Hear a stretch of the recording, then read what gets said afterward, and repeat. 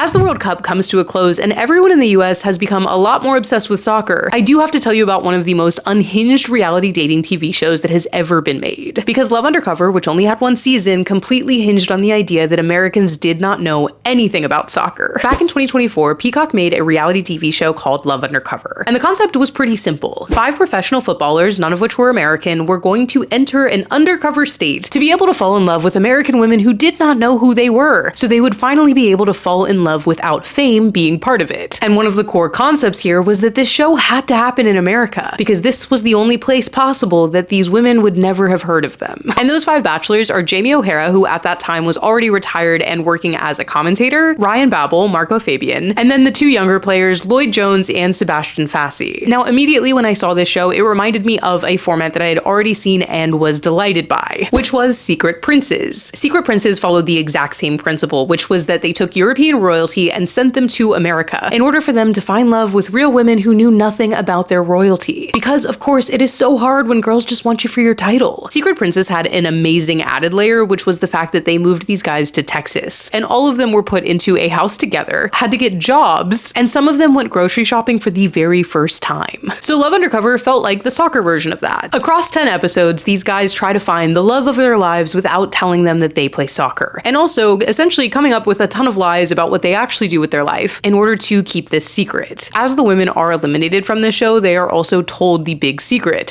which is that these guys are professional athletes. But the best part about it is that most of the time they were like, oh, okay.